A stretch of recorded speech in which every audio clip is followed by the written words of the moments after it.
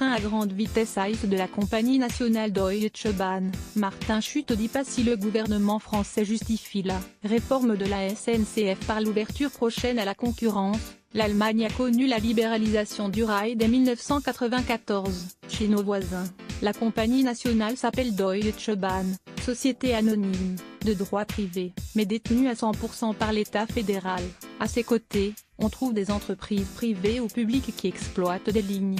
4 ans après la réunification du pays, l'Allemagne réunifie ses deux compagnies de chemin de fer, la Bundesbahn à l'ouest et la Reichsbahn à l'est, toutes deux dans une situation financière catastrophique. L'État allemand éponge la dette qui se montait à l'époque à l'équivalent de 37 milliards d'euros, et pendant 10 ans, il va aussi injecter des dizaines de milliards d'euros de subventions dans la modernisation de la Deutsche Bahn. En échange, la compagnie publique doit alors se séparer sur plusieurs années de plus du tiers de ses effectifs et de certains biens immobiliers. Le statut des cheminots change car beaucoup étaient fonctionnaires. Parallèlement, c'est l'ouverture à la concurrence. De nouvelles entreprises privées ou publiques peuvent se positionner pour desservir des lignes. En revanche, le réseau Rail Infrastructure reste propriété de la Deutsche Bahn.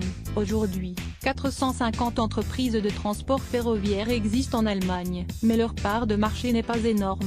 La Deutsche Bahn opère 99% des grandes lignes. Il est très difficile aux nouveaux investisseurs de payer l'accès au réseau qui appartient à la Deutsche Bahn. Les redevances sont chères. Le français Transdev s'était positionné et a jeté l'éponge, mais Transdev est présent dans les régions où la part de marché de Deutsche Bahn recule à 70%, donc 30% pour ses concurrents. Le trafic local est géré par les grandes régions allemandes et landais. L'État fédéral leur verse 7 milliards d'euros chaque année pour faire fonctionner le rail du quotidien. Le point de vue des usagers est mitigé. En région, c'est plutôt positif. L'offre s'est améliorée avec la concurrence, le trafic voyageurs a augmenté, et le service est meilleur avec des rames plus confortables. Les tarifs du train n'ont pas baissé mais leur hausse est restée assez raisonnable. Mais, comme certains Français, les Allemands grognent contre la Deutsche Bahn, qui est critiquée pour ses retards fréquents et la vétusté des infrastructures. En 2016, un train grande distance sur 4 était en retard en Allemagne.